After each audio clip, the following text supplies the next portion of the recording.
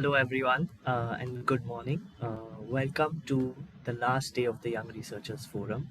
Uh, this is the organizational showcase, and today the topic is on practical realities and challenges of violence against women research in India. And I'm glad to welcome our speakers for this session. We have with us today representatives from the organizations Delhi Swabhiman, which is a NIMHANS project, Nirantar, as well as Sambhali. My name is Kedar Mishanani, and I will be moderating this session. Today, in this session, presenters will speak for 20 minutes, starting with the presentations which they have, after which we'll go to a live Q&A from the audience, which will also be for a duration of 20 minutes. If you are tweeting about our event and this session, please use the hashtag SangatYRF. We are also running a live jam board where you can interact with us and other attendees. We will be posting a link in the chat. Aside from this, I'd like to mention that some of the content that will be covered in the presentations today requires a trigger warning of violence, and any of our attendees that may feel uncomfortable with this sort of discussion are free to leave the session whenever they would like. And I would like to assure you that there is no judgment for the same, and we completely understand. At this point, I'd like to hand over to representatives from Delhi Swabhiman. We have with us today Dr. Vandita and Dr. Sundar Nag, who will be taking you through the work of the Delhi Swabhiman project. Over to you, Drs. Vandita and Sundar Nag. Thank you. Thank you, Kedar. Thank you, Kedar.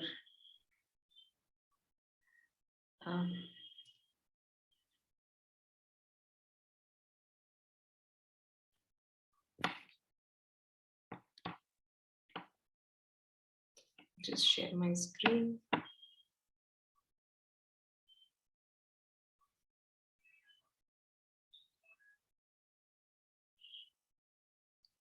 Yeah. Hi, good morning, everyone. I thank Kedar for the wonderful introduction to today's presentation. And am I audible clearly? Yes, we can hear you and see your screen. Yeah.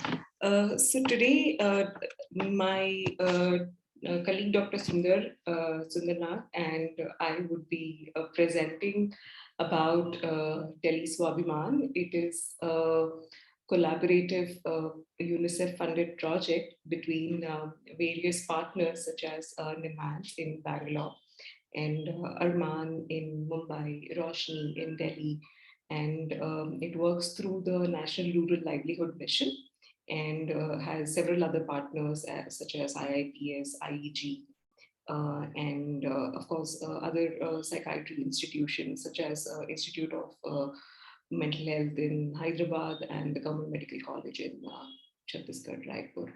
The title of our project is Enhancing Mental Health and Gender Disadvantage for Pregnant Women and Mothers of Children under the age of through community-led gender transformative psychosocial interventions. So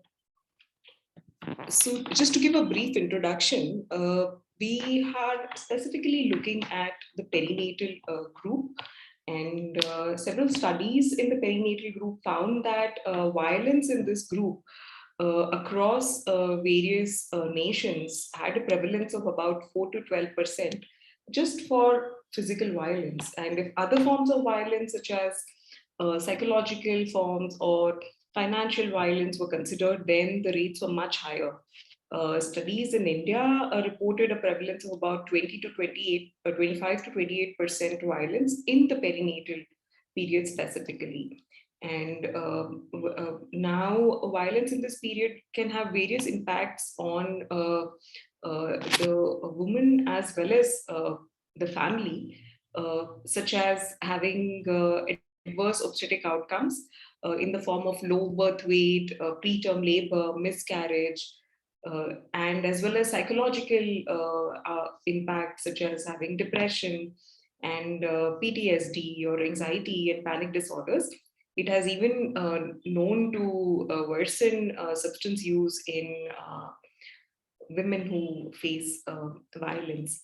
It definitely affects the baby not just after birth of the baby, but also while the baby is in utero, and has sometimes, unfortunately, resulted in grave consequences such as perinatal death or fetal death, as well as maternal suicide.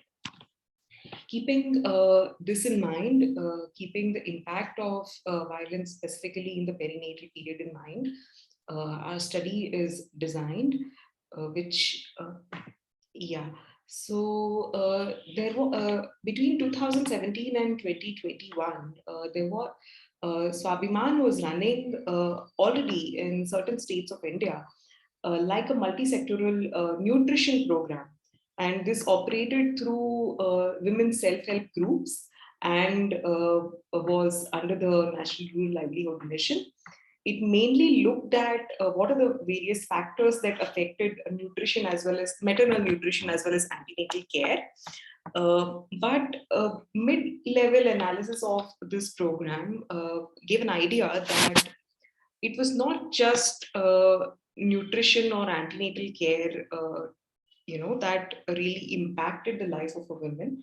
Rather, there were several other factors which also affected maternal nutrition, and these were factors such as gender equity. These were factors which affected women in their day-to-day lives. These were factors such as violence towards the women, which also in turn affected the nutrition and antenatal care.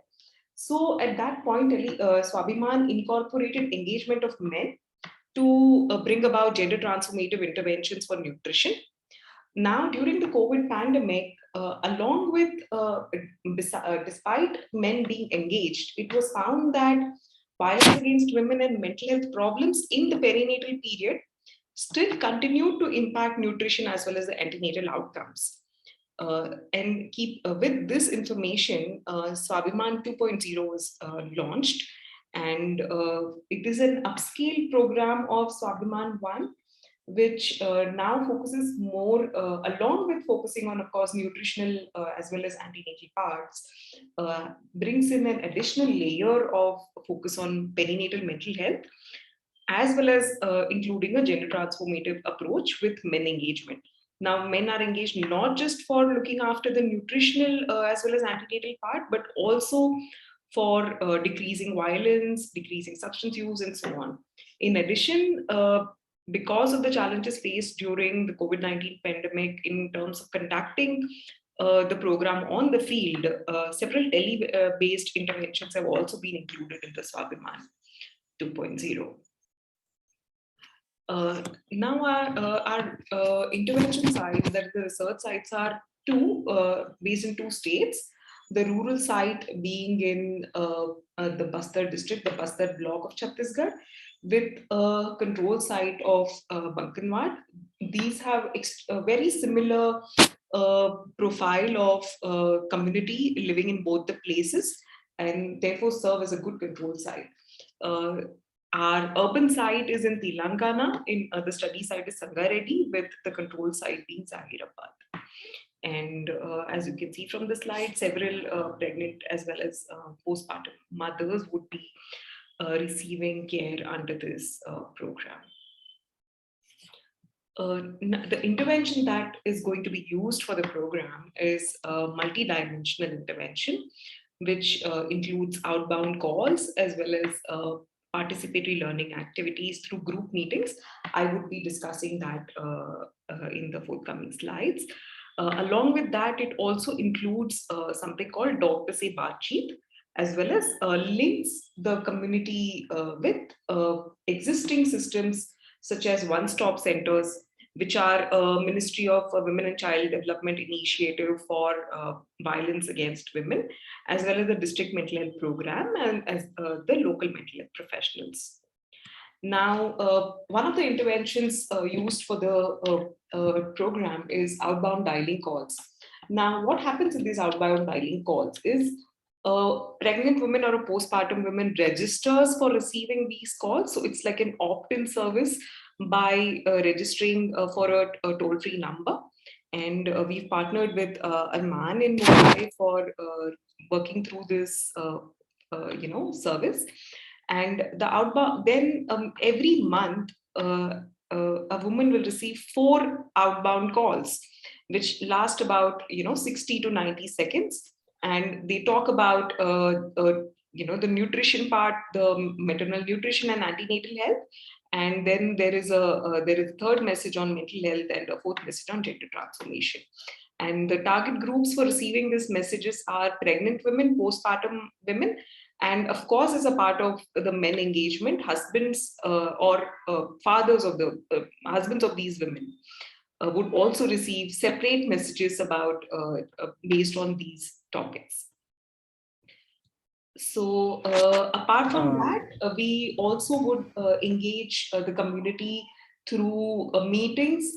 These are community-based meetings conducted by frontline workers called Parivar Chaupal, where the reason why we would like to engage men through this community-based program is a lot of antenatal programs as well as maternal mental health programs involve women. We are doing that too through a platform called Maitri Baithak, which is which is again a group meeting for women, but it doesn't really have that outstanding impact unless and until we bring men also into the whole system. And this is because, as you see in households, men often hold the decision-making powers. They are the ones who take financial decisions, bring in the financial security, and shoulder some part of the financial responsibility. There are studies which have shown that engaging men results into better antenatal care. For example, women who have support from and where men are more engaged in antenatal care have more regular antenatal visits. And some studies have even shown that there is a lesser risk of postpartum depression in these women. Men also have Dr. Vandita, yes. just a moment. Sorry to interrupt you, but since you have 20 minutes for presentation, and I believe yourself and Dr. Sundar Nag have separate presentations, just wanted to request if you could wrap up your part of the presentation in another few minutes. Absolutely. Sure. I Thank will you so take much. maybe another 2 minutes. Okay, great. Thank you so much. So men also would have contraceptive responsibilities and role as father, as well as role in decreasing substance use and decreasing violence. So the frontline worker conducts the Parivar Chaupal meetings, and this is a participatory learning form of meeting where there is storytelling, role plays, and simple activities and demonstrations through monthly meetings held.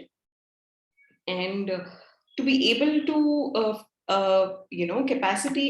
provide the frontline worker training for being able to conduct these meetings, we have developed various training materials and manuals for conducting the meeting, as well as video resources, as well as a chatbot. And the training happens through various stages, such as the national level trainers training the state level trainers, and which in turn will train the frontline workers, who then work with the self-help groups as well as the women in the community. Right. So I've given a brief overview of what the program looks like, and now I would like to hand it over to Dr. Sundarna to highlight the research aspect of the program. Thank you.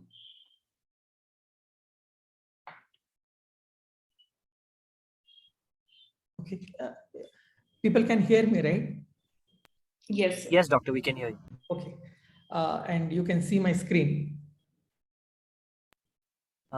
Yes, we can see your screen as well. Please go ahead. Okay. Presenter mode. Okay. So, there is a lot of overlap between what, Dr. Vandita told.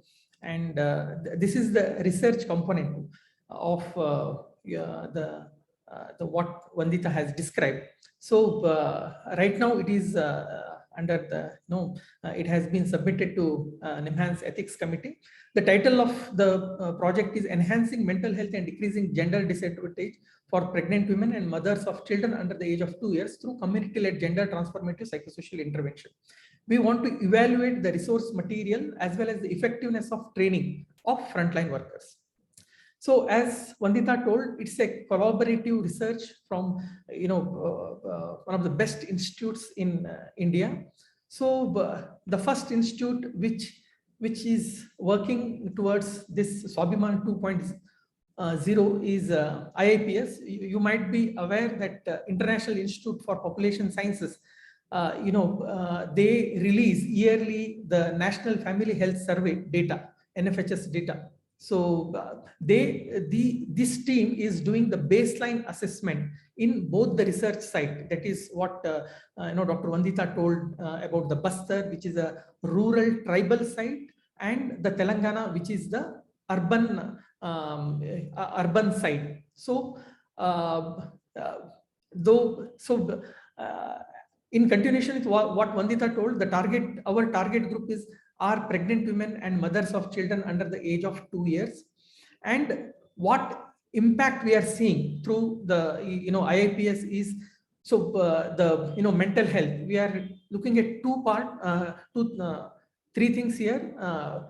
Patient health questionnaire 9, which assesses for depression, so more than 10 or less than 10, GAD 7, and brief resilience scale. For gender transformation, we are using checklist for assessment of gender disadvantage, that is called CAGED. It's a Likert kind of questionnaire which was developed by Veena Satyanarayana, who is a part of our research team, as well as Professor Prabha, and maternity social support scale, which also assesses what kind of support they are getting from the partner or from the family of origin as well as the family of procreation.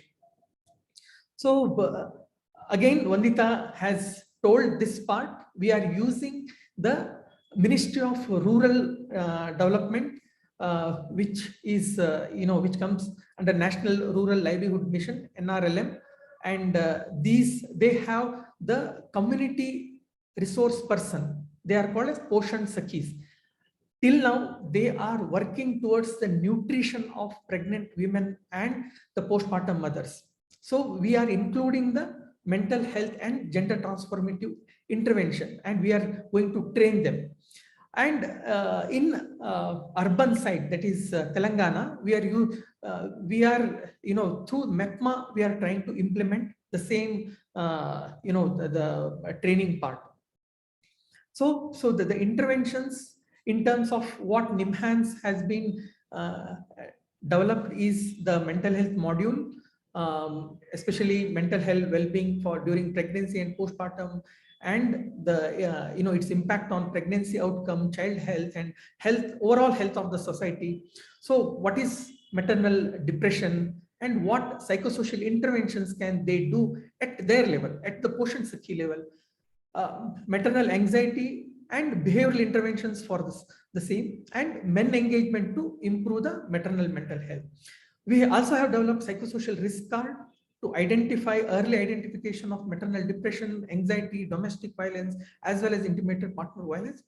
As Vandita told, we are also having a chatbot support. This is for the FLWs, which will be all these maternal depression, anxiety, domestic violence, intimate violence. There will be text in their respective languages, Hindi or in the Telugu. We have developed, we are planning to develop videos, as well as there is a mapping for within the chatbot to referral to the district mental health program as well as WCD centers. And not only that, they can connect to Dr. Se Baatcheet if women requires any kind of support.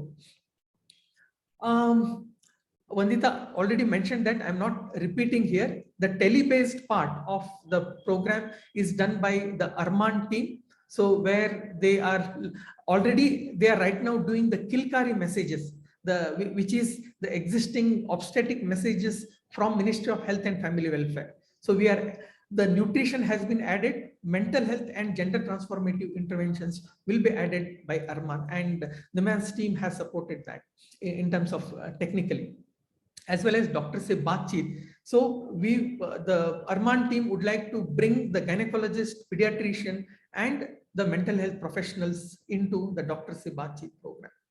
Okay, now, how we want to evaluate this program? One is if the NIMHANS is providing the training part. to all the frontline workers. So the change in their knowledge, attitude, and practice, before the intervention and after the training program.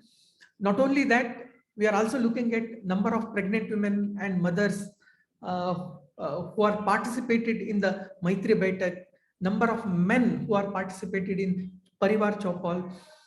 In terms of digital solutions, so we are looking at utilization of chatbot services by the FLWs, utilization of Dr. Se Baatcheet for mental health, and how much time the pregnant women or the postpartum mothers were listened to outbound mobile voice calls. The one of the partner is Institute of Economic Growth, who predominantly looks at MIS, that is Management and Information System. There are certain, government MIS indicators are there. In addition to that, they are also trying to look at number of pregnant women or mothers screened for depression and anxiety, number of pregnant women or mothers referred to district mental health program, number of pregnant women and mothers screened for gender disadvantage, number of pregnant women mothers seen at one-stop centers, and to the end users. So we want to also, it's like a qualitative research which includes their understanding about the mental health, whether they are able to learn any new concepts through Parivar Chopal or Maitri Baitak meetings, and so what was the usefulness of their participation, and whether they would like to recommend in a village for other women or the families to attend these kind of meetings. So once once it starts, at the end of 2024, the IAPS will again going to do the what kind of impact it has brought in. So they are again going to look at the PHQ-9, GAD-2, brief resilience scale, and assessment checklist for assessment of gender disadvantage and maternity social support scale, again in the same population, and see whether our intervention has made any changes, brought any changes at the society level. Okay, thank you. We welcome any questions, and we are happy to answer. I will stop my sharing here. Yeah. Thank you so much, Dr. Vandita and Dr. Sundarnag, for this enriching and exciting presentation on the work that is happening now with Swabhiman 2.0 and how it's built on the work that's happening with Swabhiman 1.0. And we have one question from the audience for Dr. Sundarnag. Damini has mentioned that it's very interesting that Dr. Sundarnag mentioned the use of the BRS scale. Can you please further expand on why this scale was opted over the Connor-Davidson resilience scale? Was the BRS used because it showed stronger validity and reliability when translated to the Indian languages? And if so, is there any research evidence or paper that we can direct our attendees to that sort of explains the stronger validity and reliability for using the BRS over the Connor-Davidson resilience scale? Okay, brief resilience scale has been used in one of the community study, conducted, it's called PRAMS study. Okay, Doctor, if you could turn on your video while you're answering the question, I think that would be really a great experience. Yes. Thank you so much. Yeah. So the brief resilience scale has been used in one of the previous study which was conducted among pregnant women. So it's like it's a tested in the community. So that is the reason.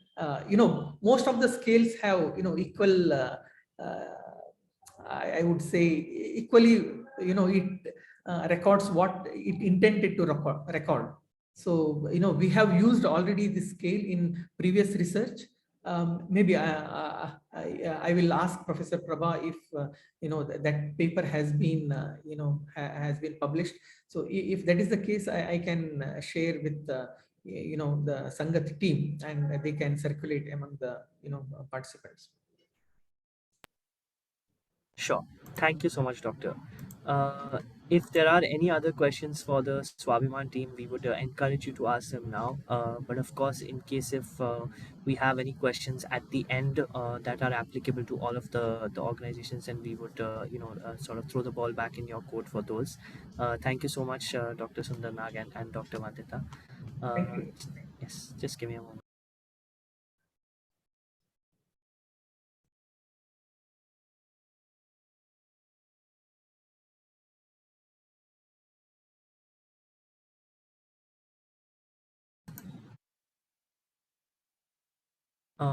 Doctors, Damini has asked another question with relation to the Swabiman 2.0 project, which is pertaining to whether it would be also interesting to assess for some personality nuances. So, if we view mental health as a spectrum, that would mean that we would imply some maladaptive traits of a full blown diagnosis being present at a slightly higher level. So I think Damini's question pertains to understanding and assessing the diagnoses in a more qualitative or in a more spectrum like manner, as opposed to in a sort of DSM kind of manner. Okay. Uh, uh, Dam, Dami, the problem with all these programs is, see, the personality assessment kind of things are very highly qualified. It requires qualified people, and most of the qualified people work in an hospital setup, not in the community setup. It's very difficult to work them in a community setup. Okay, so um, it's very difficult to do any kind of such assessment in the community. And not only that, we also need to look at what resources we have in the community. So say, for example, in Bastar, we have a methanins, no, which they comes under Ministry of Health and Family Welfare. Now, this Poshan Sakhis, they come under, Ministry of Rural Development. So somewhere we need to use these resources when we go to the community, rather than, specialist care. Specialist care is always at the tertiary center or at the hospital level. Unfortunately, still, the specialist, like the clinical psychologist who do usual these kind of personality kind of assessment, have not reached the primary healthcare also till now. So they either they will be in the medical college setup or in the private setup, or centers like NIMHANS, IMHAS, or AIMS. In such centers or in medical colleges, they are available. Thank you so much, Doctor. And I think that, working in the community setup in India and mental health, I feel like this point that you have made resonates very strongly with anyone who has had these kind of experiences in the sector. Thank you so much, Damini, for your questions. And at this point, I would like to invite the team from Nirantar to present their work, thanking Dr. Sundar Nag and Dr. Vandita once again. Uh, the Nirantar team consists today of Kavya Mota and Pratana Thakur, who will be talking about their work in this sector. Over to you, Pratana and Kavya. Thank you so much, Kedar. And it was really interesting to hear the first team speak. It was very new for us and very different for us. So we're grateful that we got to be a part of it. I'm Kavya, and I'm here with Pratna. We're both from Nirantar Trust.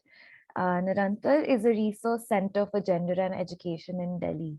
Our work, spans from Delhi to UP to Bihar, Jharkhand, Rajasthan, in mostly the Hindi-speaking belt of India. And since we're a resource center, so we engage in knowledge creation, production, getting knowledge together from different stakeholders, creating curriculum, running learning centers.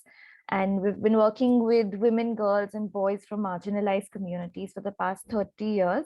Our work with young girls and boys is quite recent in relation to our engagement with women in rural areas.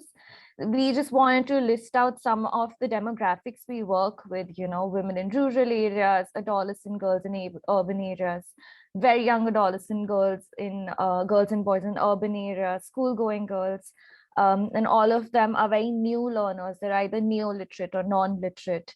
And then we also work with young leaders and teachers from the various marginalized communities, and we also work with CSOs. So we wanted to mention this because our presentation and the arguments we're making today are based on our experiences of working with these people and these communities. So we wanted to just start from the basics of, gender-based violence. And today, as opposed to the first team, we're not really going into one study, and we don't have a lot of numbers to discuss today, but instead we wanted to talk about some conceptual issues and broaden our collective understanding on how we approach gender-based violence and how we can create our research and our approach and even our practical engagement on ground, and how we can shape it in a more holistic way. So even if we're saying gender-based violence today, we're mostly addressing violence against women today. But even then, it's really important for all of us, whether we're facilitators, designers, or even researchers, to engage with other forms of violence and other people who face violence, to understand violence against women. We also wanted to share about a research that Nirantar did a few years ago with about 5-6 community organizations. It's called Sexuality and Gender-Based Violence, Acknowledging the Elephant in the Room. It's based on, the crux is to identify.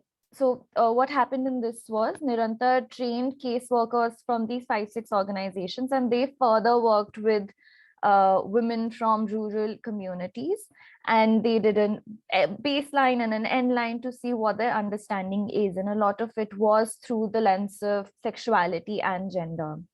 And it was very interesting for us. One of the main highlights that we wanted to share, and it's written here, that most of the casework and the people who actually came for the services to these centers for their support, Mahila Panchayats, or different kinds of organizations who work on violence against women.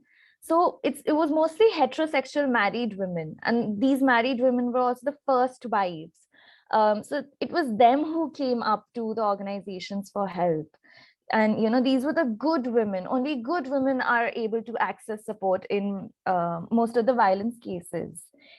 So we want to, through today's presentation, we also want to talk about how we need to break these gender binary roles, and also recognize that even when we go beyond these gender binaries, it is mostly women or trans men.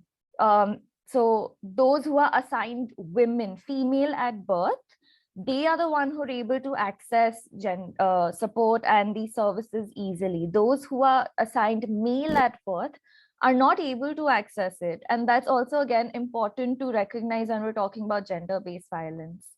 So if, one main takeaway from this slide, if you want to take it, is that women is not a homogeneous category, be it gender, sexuality, caste, class, religion. All of this plays a role when we're assessing, researching, and working with women in the sphere of violence.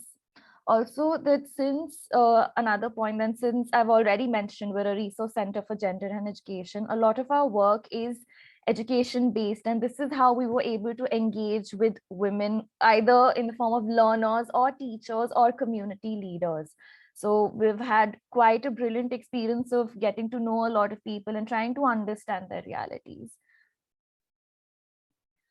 Understanding violence. Now, we'll be taking you through some cases, but then before that, we wanted to mention some ways of how we can approach violence. If we want to approach it through an intersectional lens, we want a feminist outlook. Okay, we're looking at different variations and we don't want to see them as a homogeneous group. We should, and this is not an exhaustive list, these 4 points. This is just a broad framework. So means, medium, is it physical violence, mental, emotional, control? We need to move beyond the restrictive and narrow sense of violence, that violence is just when you beat someone up. And even like the real space in front of you, or if it's emotional or, anything through the internet, through your phone, it could be any form of violence, indirect, direct. Second, who is inflicting violence on whom? Is it at home? Is it in the community? Is it at a learning center?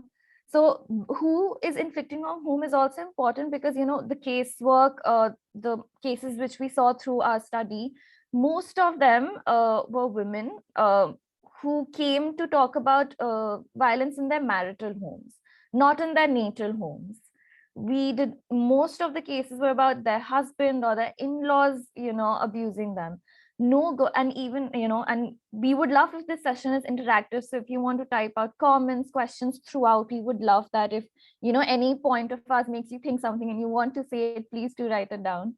So here, like, we don't see girls coming and going to Mahila Panchayat saying that my brother hit me, I want to file a case against him, because that scene is normal. It's very normalized. Yes, brothers and sisters fight. Yes, your brother will hit you. Yes, yes, okay, it's fine. Once you get married, it will be fine. That kind of a mentality. So are we looking at violence in the right places? Are we recognizing these violence? Then unwanted and wanted. Unwanted, it's very easy to understand, but even wrapping your head around that, a lot of cases this violence is seen as a wanted thing. It's a legitimate form of discipline and love. Oh, he loves me, that's why he's hitting me. Oh, no, but you need to use discipline. No, Didi, you hit me, like I'm making noise, so you hit me. That's the only way I'll understand, because that's how it's done at home, right? So keeping these things in mind. Then the reason that, okay, now let's look at the reason. We've understood the context around the violence a little bit. Now let's try to understand the reason, going one step forward. And through this presentation, we want to emphasize on the lens of sexuality. I won't go into examples here because we'll see them throughout.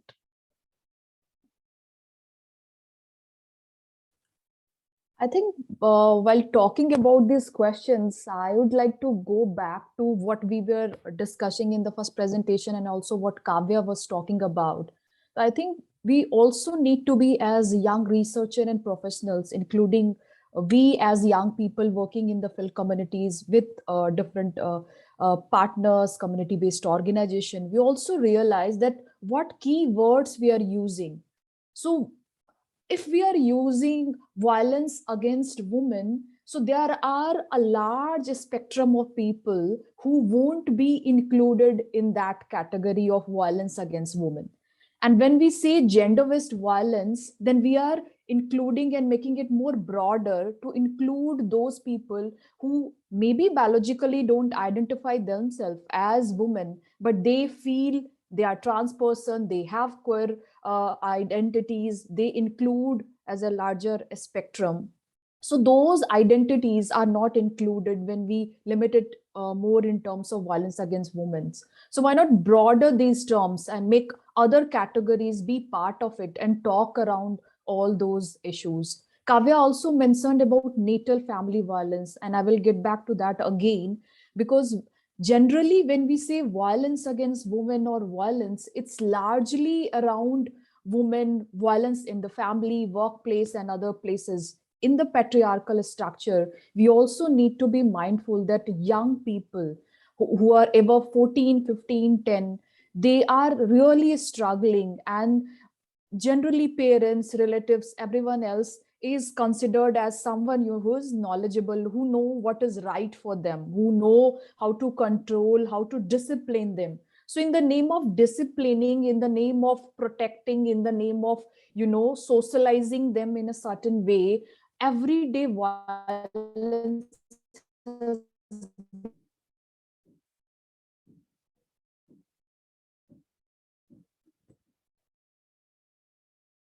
become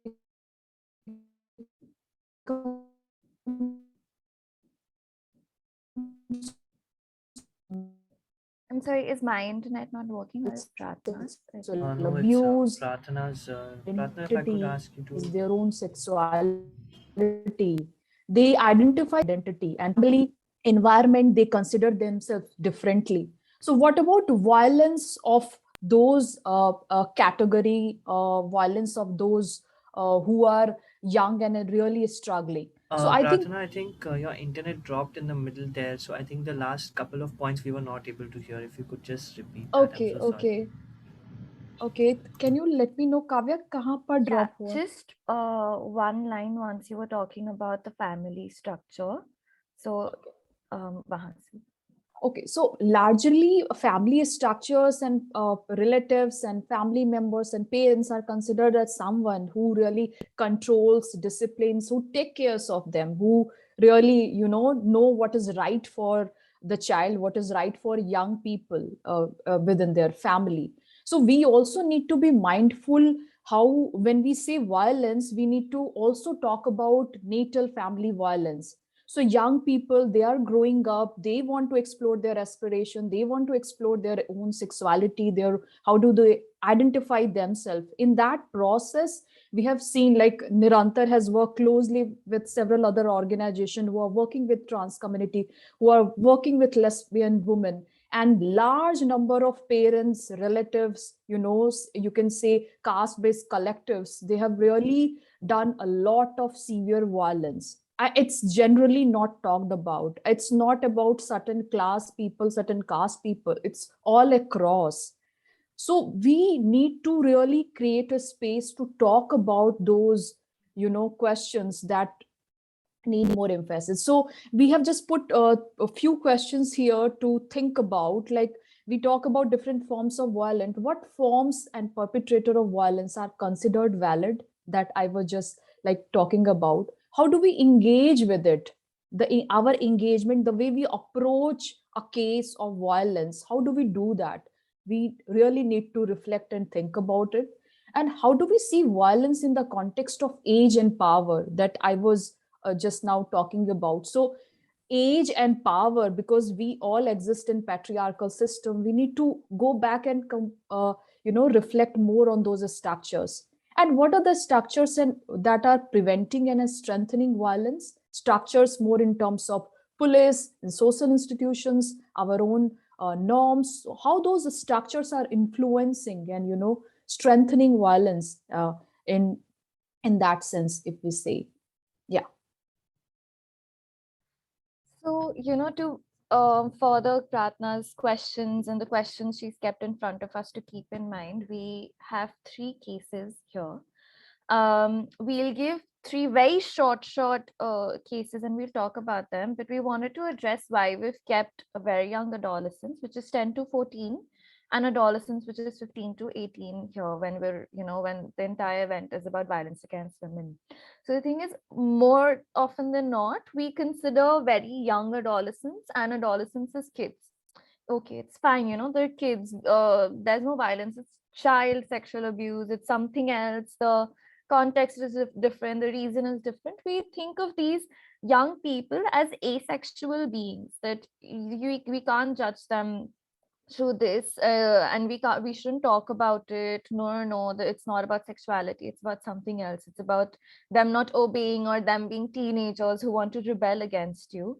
But that's the point you wanted to make, is that these young people have already at 10, 11, 12 begun exploring their sexuality, and we need to address their sexuality, even though the laws and the social moral standpoint, they make it complicated for us to engage with these cases. And there is a sense of discomfort, believe us, even we have gone through it. We have had to work through our assumptions and our initial reactions. But then that is important. It is important that we do engage with them and we do react to it. We can't hide away from the fact that there is violence um, against these young people. So here we are, case 1. And throughout these 3 cases, we would love if you write down your thoughts in the comments or in the questions. So case 1, a 14-year-old girl and a 20-year-old man are in a relationship. They live in an urban slum in Delhi. The girl does not go to school and stays home to do housework and care work. The boyfriend often coerces her to engage in sexual activities. What does this make you think? And we'll just give you a few just a few seconds to think. Even if you don't want to type it out, just think what comes to your mind um, immediately. Most, often, okay, we have a comment. All right. So All right, yes, Anushka, child abuse is the first thing, definitely. That was the same for us. We were worried. Oh my God, the age difference is too much. What Ratna said, the power relation. The man has so much power over the girl, not only because he's a man, but also because of age. So definitely. But then let's look at the rest of the context. She lives in a slum in Delhi. She does not go to school. She does not, she has to work at home. She has to take care of her siblings. She has to do all of the housework. So maybe, just maybe, and we're presenting it in front of you. We're not saying this to you. We're not giving you an answer. But what if he is the only way that she gets to experience some form of intimacy and love? Maybe her life at home is so frustratingly stuffy that he is the only way she can actually have some care. I mean, she's at home all day. Maybe her parents hit her. Maybe there's abuse at home. Maybe there's abuse elsewhere. And she desires love. She wants someone to, hold her, to engage with her, to tell her that she loves, that he loves her, and, that she's cared for. And I know this is all very complicated and this can be considered very delicate, but just think that maybe he is her only way out and the only way to for her to express her desire. And this is very real. 14-year-old girls, they have desires, they have their own sexuality, and they want to engage with others. They want to have friends, make relationships, have companions.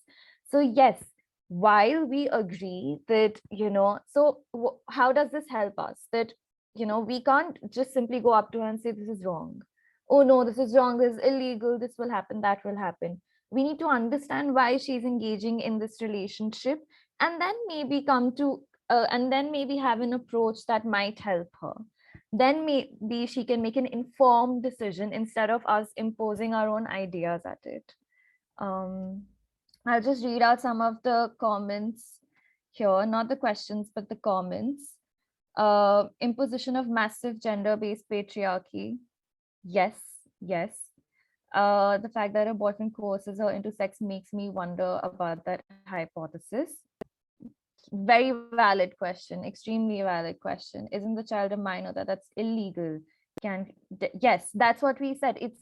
That's the problem with this, because when we are working with it, we can't tell anyone that what you're doing is wrong. But we can say that because this is the law. So that is when comes in. We can't just go in and tell someone that, what you're doing is wrong, you're going to go to jail. We need to say that we understand why you're doing this.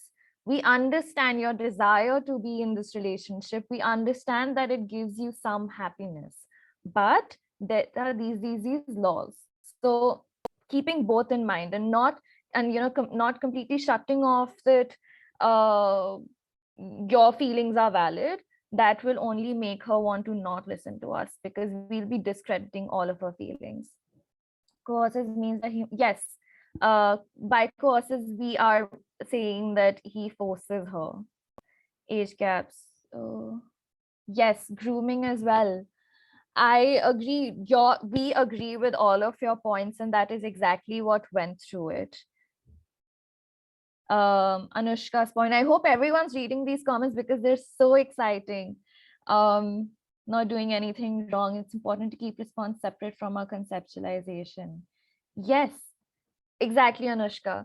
So these are two things. So to approach someone, even if you're researching or you're directly engaging with people who are facing violence, it's important to understand first, because, and we'll talk about that later. We'll talk about our own apprehensions later, but just keep this in mind. And please note that today these cases are there for you to just give you some food for thought, and these are real cases. We're not making these up, and all of the examples which we're using today are real. That's why we haven't used names and we've touched a tiny bit of details, but these are all real cases. So just for the time, I'll move on now, but we can come back to this later in Q&A.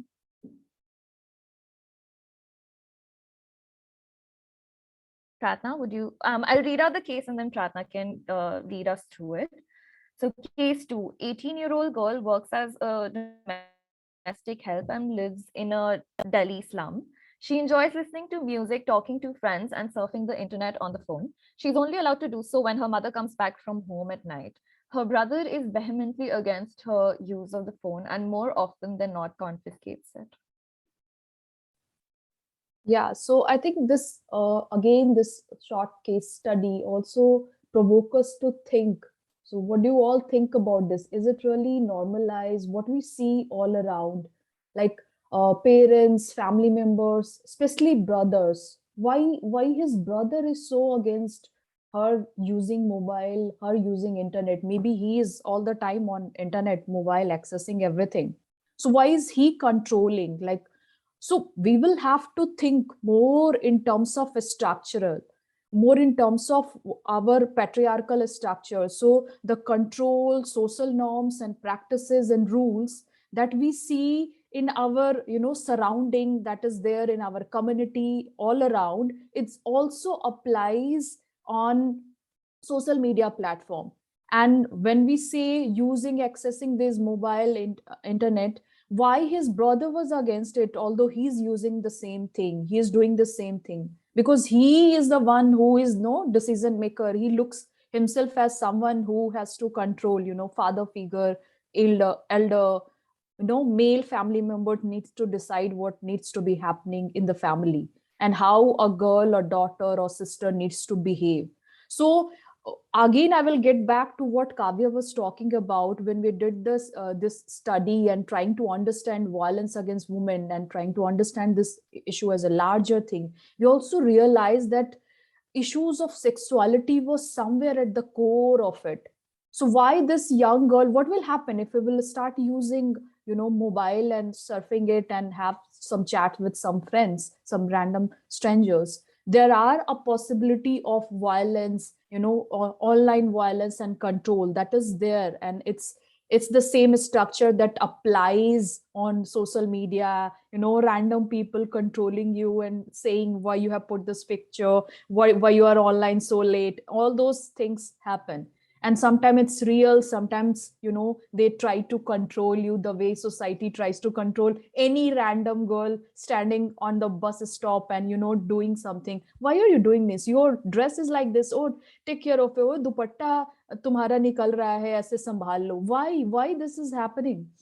So I think we will also need to understand the larger structure part of it, and question and understand violence against women in a more structural way, the way our society functions. So I think when we do a research work, we also need to be mindful of these patriarchal structures and the control and the surveillance that is there, and how sexuality is core part of it, how intersectional lens like lens of caste, class and religion come into the picture. So we need to be mindful of those points when we work with young people, when we work with larger women structures. I think we can go ahead for the third one.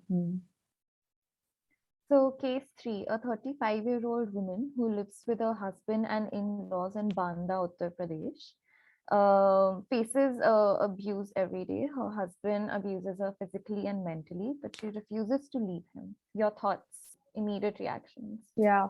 Any word that comes to your mind after reading this?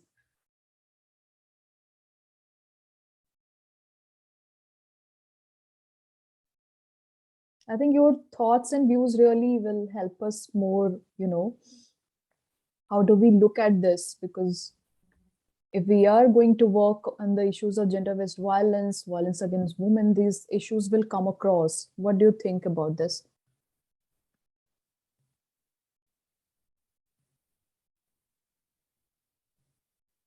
Okay, the woman, I'll just read them out, Pratna, and then you can take it forward. The woman considers this as her fate or her repercussion of a karma. We are judging her when we expect her to leave. Social stigma.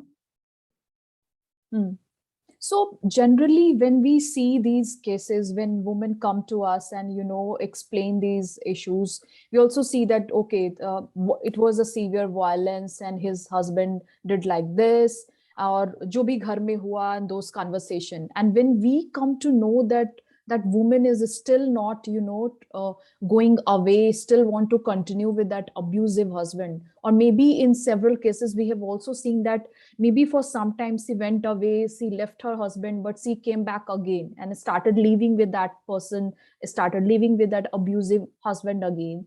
So it really takes you back, because you had the conversation and you had those dialogues with her, and she's the one who was talking that her husband is so abusive. She doesn't want to leave, no, stay back and be with him for any longer. But why is she continuing? Is it just because of the financial thing? It's just because of the pressure? It's just because of the stigma? It is like, it is because of those poverty as a reason, social stigma. She won't be able to, she has no other option, no alternative to go along, because girls are, learn to stay back home. You can never go back. We have not learned those skills to be, independent and decide and go away and do our own, like work separately and do our own life. But also one core reason, I will get back to that research finding again, that sexuality is also one of the reason. So when we are thinking and analyzing several other reasons for this violence, and why this woman is continuing, all those structures, we also need to be mindful of sexuality. So if this woman will continue with this abusive husband, and she will be also have access to be in sexual relationship with that husband, whoever that person is. Beyond that person, that husband, she won't be able to access or have sexual, desire fulfilled outside her, this patriarchal family structure. So we also need to be mindful of these norms, structures, and practices, sexual norms, when we work on the issues of gender-based violence, when we work on the issues of violence against women. And again, this is a real case. We are not making up this reason, this, Yeah. and what you're saying in the chat is again what we felt exactly.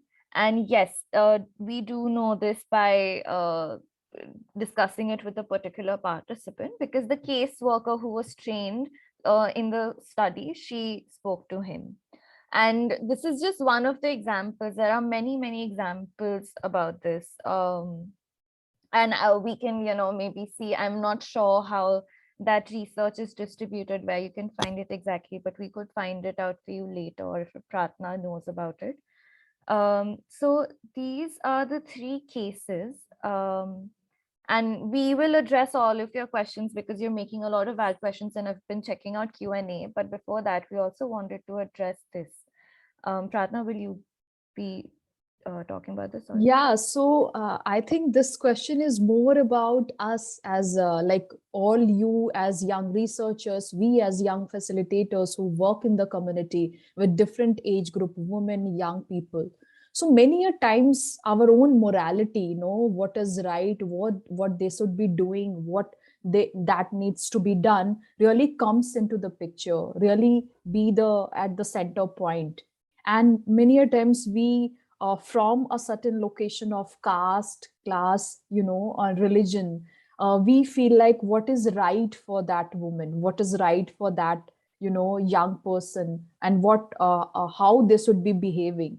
So when we are doing research work, when we are working with different women and young people, we also need to be mindful of our own biases.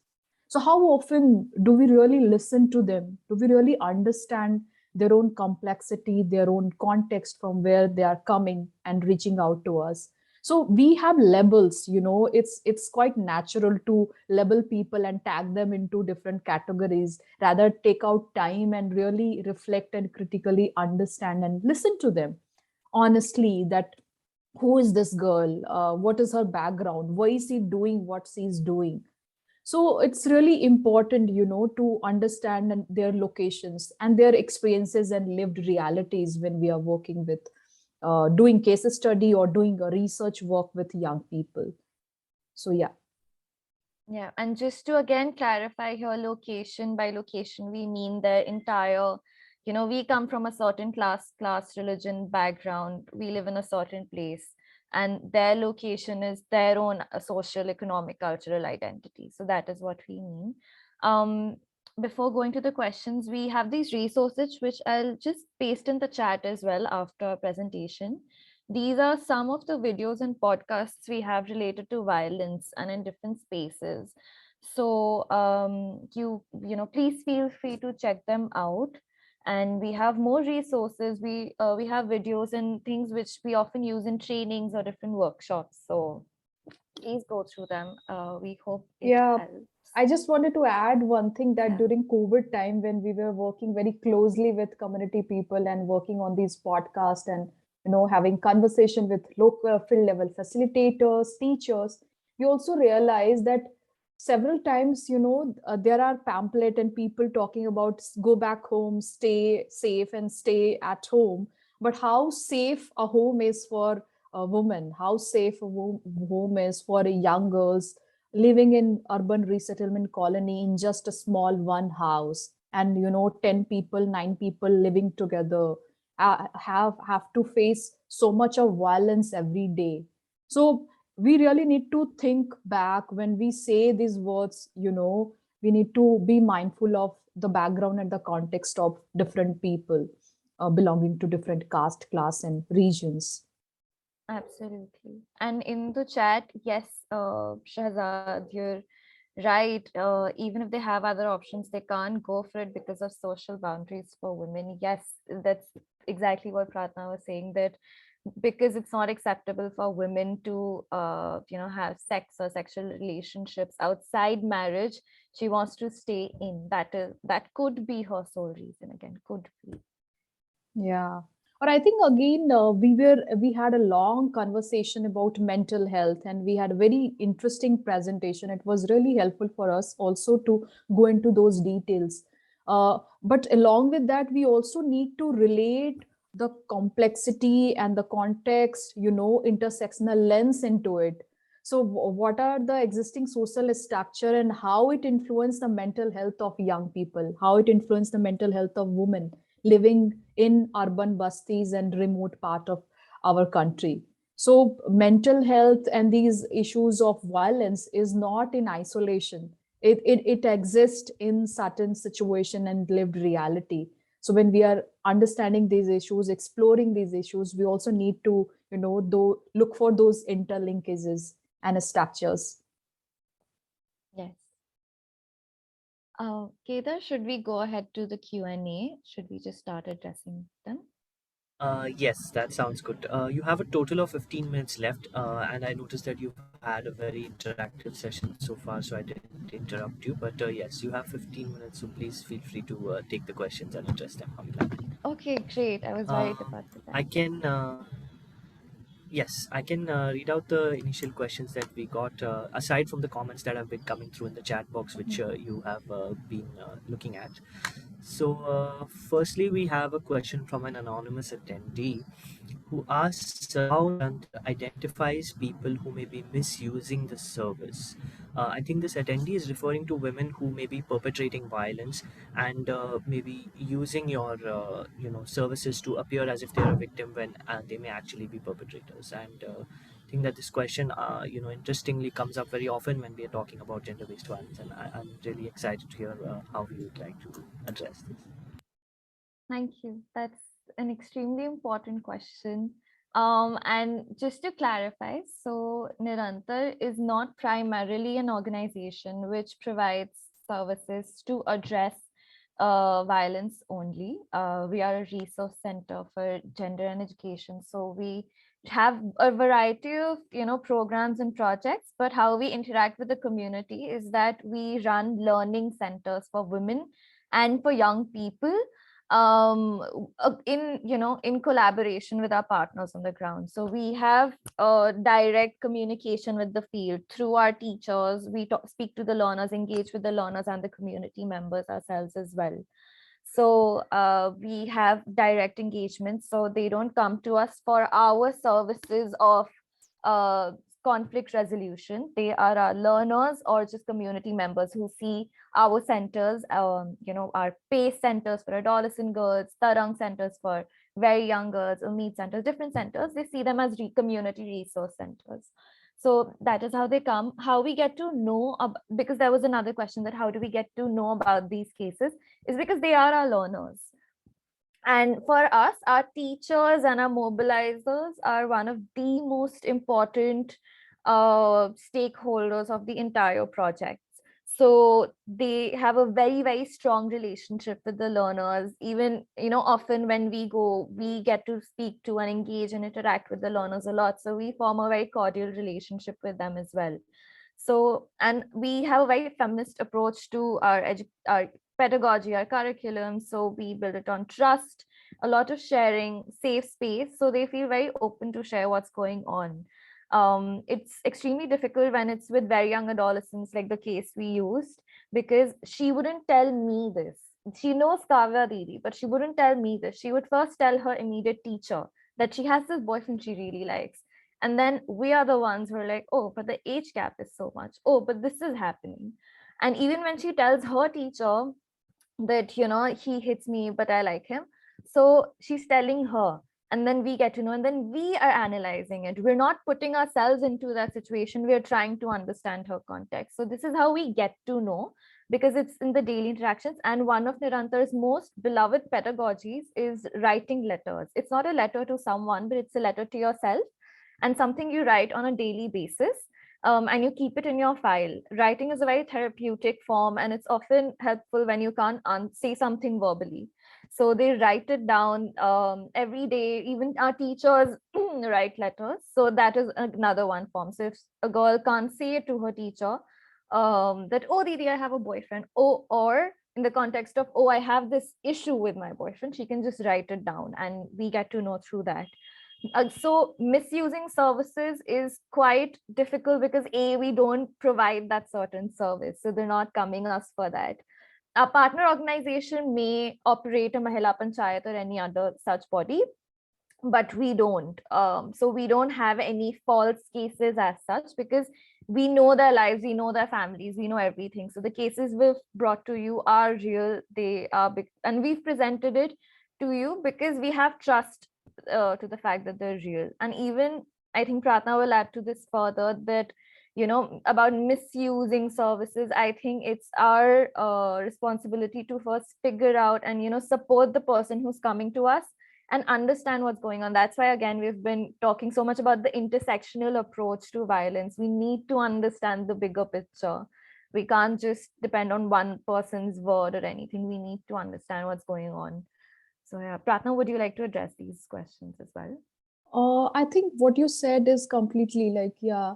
And along with field intervention that we work with different partners, we also conduct institutional trainings. So within Nirantar, we have gender and education course, we have Yuva Yonikta and Adhikar course, we have looking out, that is a new online course for facilitators and researchers. So I think through that process, we have in-depth training and discussion with facilitators and participants. Through those processes also, several cases comes up and they talk about their field challenges, they talk about their field issues. So that also helps us understand what is happening in the field and how, link these issues and, problems with the larger structures.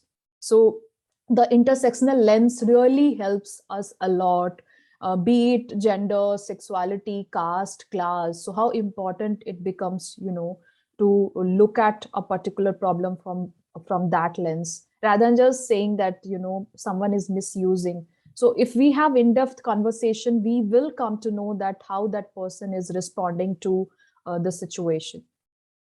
So yeah. But thank you so much. Like, it was like lovely to see all the comments, and many of the participants are continuously like responding and sharing their thoughts. So it's really really happy to see that. Yeah. Yes, and I think that it speaks volumes about how Nirantar's work makes us question things, and it makes us sort of question the structures that even we, I feel, as facilitators and workers in the system, in the healthcare system, take for granted, or have internalized, and our perspectives and knowledge is constantly challenged, and it's very refreshing to see unique perspectives from Nirantar coming through. We have another question I feel would be relevant at this time. Is that one of our anonymous attendees asked that it could be problematic to speak of some forms of violence as legitimate or acceptable because it is a slippery slope to accepting gender-based violence when when it is done in the name of discipline. How do you make sense of this? So I would like to share one immediate, example very, very quickly. So I was at one of the Tarang centers for the very young adolescents one day, and I was doing a demo session, and then we were just hanging out. We were doing activities together. And it was for the boys, that batch. Suddenly, one elder girl comes and she's very angry. She's very angry. She comes to me and she's like, oh, I suddenly got scared because often the community members get scared. Oh, what are you talking about? What are you doing with these kids? They're only playing. So I went out. I was like, okay, you know what? I told the teacher that you stay inside. Let me speak to her. What's going on? And she started, like, "Oh, how is my brother doing? Is he okay? You know what? If he doesn't listen to you, just hit him. It's fine. Just hit him. It's okay." So this is one, like her cousin, his elder cousin comes to me and tells me that you hit him. That's fine, and that's the only way you listen. Then the other cases we realized while working with very young adolescents that we asked them that, oh, so we think this class, and because our program is very participatory, we asked them that, we feel like the class is not going as planned and everyone's talking. What do you think we should do?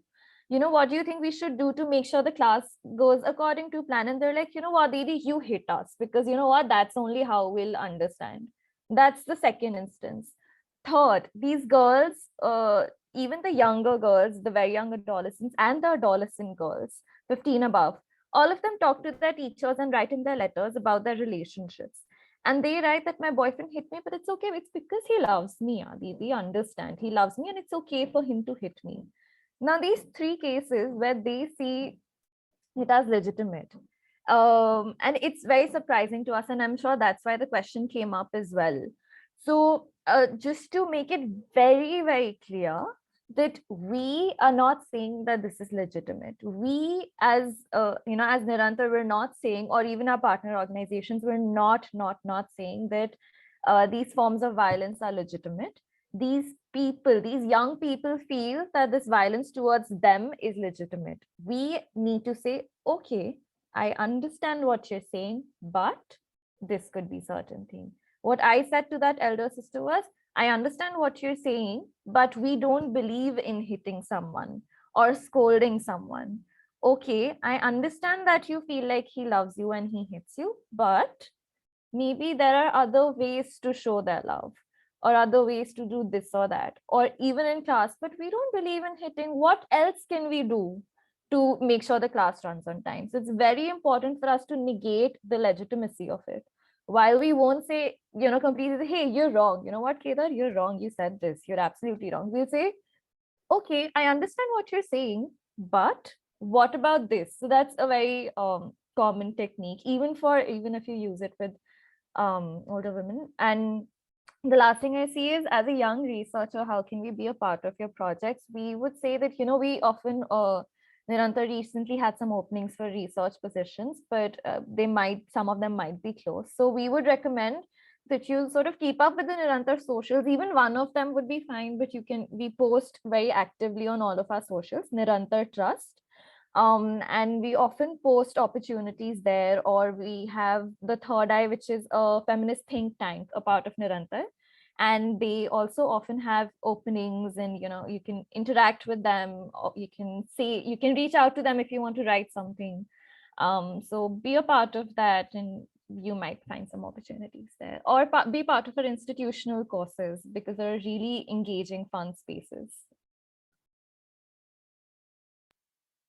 Thank you so much, Kavya and Pratana, for your presentation and your responses to our audience questions. I feel like this has been one of the most interactive sessions that we've had so far, and it's really exciting to see our attendees, engaging with the material. And no matter whether the perspectives may be differing or not, I feel like it's always good to build towards some kind of a greater understanding of these topics. So thank you, Kavya and Pratana. Thank I you. would now like to request Shivani from Sambhali to present. We have Shivani here, and she'll be taking you all through the work of Sambhali, an organization that works on violence against women and girls in Rajasthan. So, over to you, Shivani.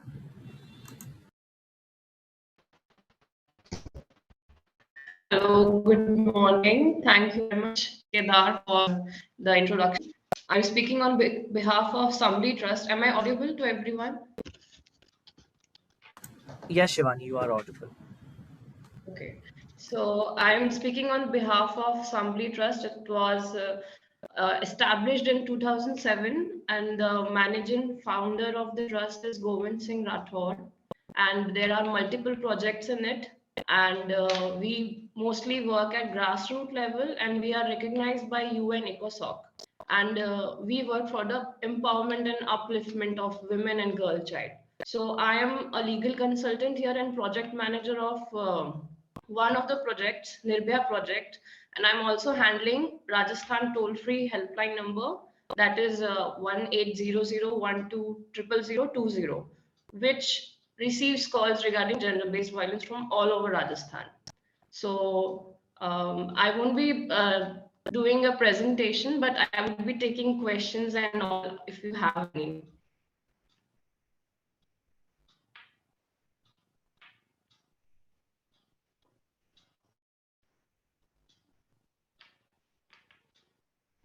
Am I audible?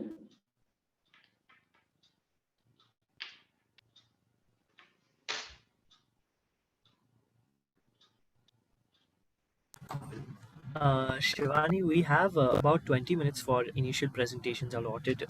So we would really appreciate it if you could describe your work a little bit more so that our participants, Sure. have some reference points to ask questions. Okay, so we are working with about gender-based violence, and we have received cases of acid attacks. We have received cases of minor rape, where rapes were happened with minor people, and murder cases we have received where a woman was murdered by her husband. So we are dealing with heinous cases right now since the project started in October 2020, and then we also work in the awareness campaigns, leaflet campaign distribution. We take workshops because we focus mainly on legal awareness. Then we also are into mental health of the women who reach us out, and we also take workshops about the mental health and how battered women syndrome, which is not recognized in India, but we try to educate people about it. And we also focus on letting people know about the how to identify violence and the types of violence that can happen to them, because many women do not accept that they are a part of violence, so it's very difficult to help them out to get out of the situation.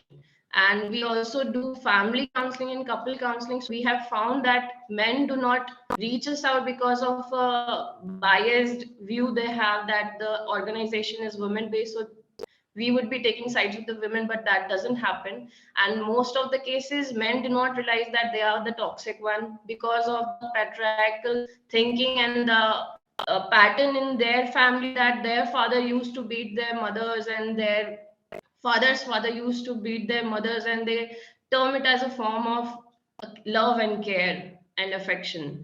So it's very difficult to make people understand about this, and many women who are suffering from domestic violence or any kind of abuse, they do not reach us out easily, or they do not go to police stations easily. So we have found this issue in our society, and they have been suffering from ages, not months or a few years. Some have been suffering from 10 to 20 years, and they have become so traumatized because of that reason that they are unable to make decisions.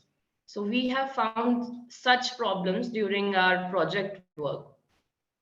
Then we also focus on rehabilitation work, and because in Rajasthan or in Jodhpur, the rehabilitation centers are very few. So and it's very important because it takes time for women to get educated on that subject. So when they are rehabilitating in our centers, we try to educate them and their family members, and then we provide them like, because you cannot make decisions or be normal in a family where domestic violence is a regular thing. So we try to make them understand about the types of domestic violence. Many people think that it's only in a physical form, but they do not understand there are various forms of domestic violence: financial, emotional, verbal. So we try to focus on this issue of domestic violence and how to uh, people aware about it. If there are Thank you, any Shivani. questions, I would like to ask. Sure, sure. I'll just move to the questions. Before that, I had one myself. You've mentioned in our prior communication that you are the program director for the Nirbhaya program at Sambhali. Yes, So could yes. you tell us a little bit more about?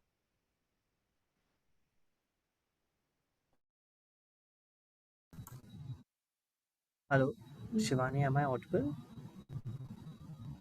Shivani, I was saying that could you tell us a little bit more about the Nirbhaya program, which I believe you are managing at Sambhali?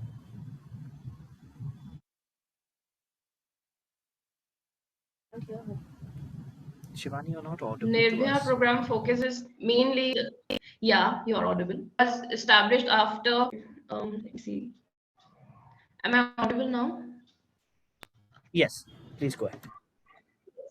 So what had happened that Sambhali Trust was established in 2007, and later on in 2014, Rajasthan toll-free helpline was established by then IGP Sundat, because there have been a lot of cases in Rajasthan regarding gender-based violence.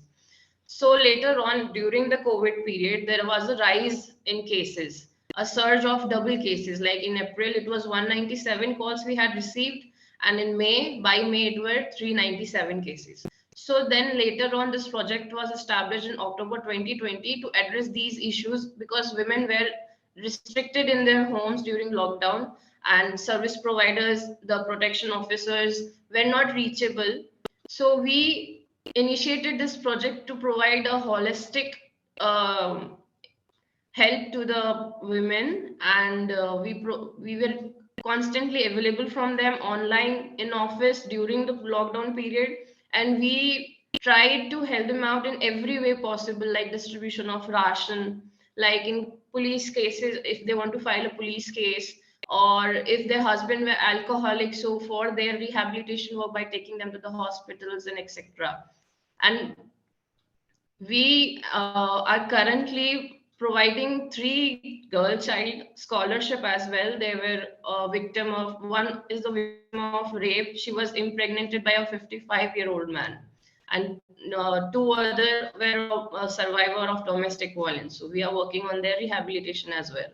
So and so this project not only works in one way to solve the or eradicate, to help in eradication of intimate partner violence or gender-based violence, but in all the aspects. Not only we're covering women, not only we're covering men, we are covering LGBT community as well. So many times there are cases where many of them are HIV infected.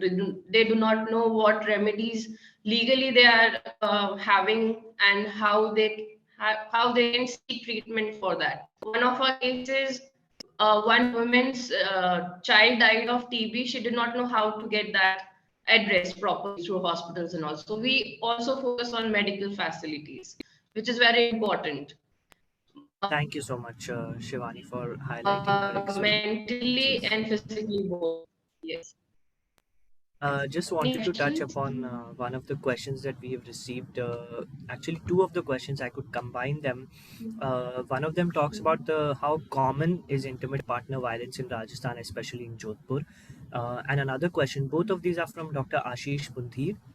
The second question talks about what are the determinants or the antecedents of intimate partner violence in Rajasthan, and what are the different aspects that we would see that are connected to intimate partner violence in Rajasthan that are different from other states. You would feel. In Rajasthan, the literacy rate is quite below average in women. and there has been a financial constraint during lockdown. So Rajasthan received a very high surge in domestic violence cases mainly and cyber harassment. On helpline, quite which I am running right now, in 15 months we have received more than 1500 calls, and from Jodhpur itself, there have been 200 approx cases about domestic violence and other cases as well of sexual abuse and everything. And marital rape cases have been a lot of them. During the counseling session, many women have disclosed how they have been subject to the marital rape, that they deny it and their husbands do not agree about it, and other things. And these are the women who have approached us in the office. Many women do not want to speak about it. They feel like it's a personal matter, and they fear that their husband will beat them more, because they think that these are some personal issues, so this should not be discussed with other outsiders or NGOs or police or anything. And their family members are not able to advise them properly, and unprofessional help doesn't help out in the situation.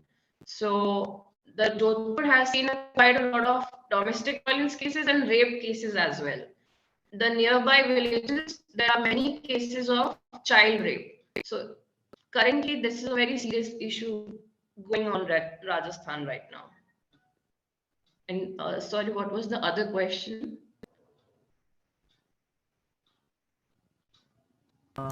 Thank you, Shivani. Aside from this, we have a question which talks about the difficulties of working as a network to help the victims. So, the networks that exist of social workers, psychologists, psychiatrists, and physicians. What are the challenges that you may have faced when working with this network, Hmm. as well So as the Nirbhaya challenges which project, you may have faced during the yeah. helpline work? So Nirbhaya project is currently running by a legal consultant and a psychologist.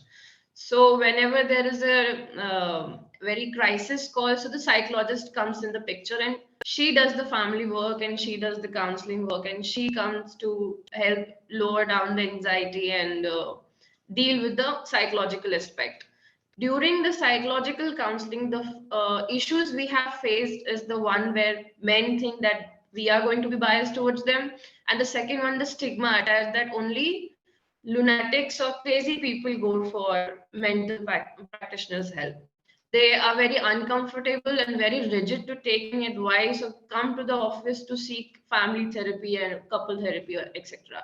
Because that's a very stigmatized subject at our place. The counseling and cases we have introspected, we have found this issue because they find it very stigmatized to seek help about mental health. They'll think, I'm not a lunatic, why should I consult you, or why should I trust you, or why should I go through your advices?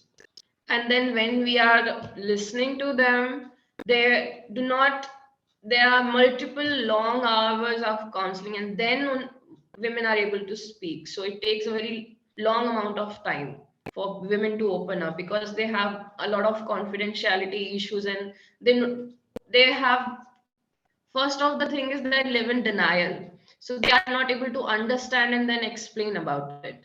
So making them comfortable and accepting the situation, like making them accept their situation, because many people like to shoo away it, like they do not, they say like, let it go, let it be, it's a part of life and stuff. So when they are coming to the counseling session, it's very new to them and they do not open about it very easily.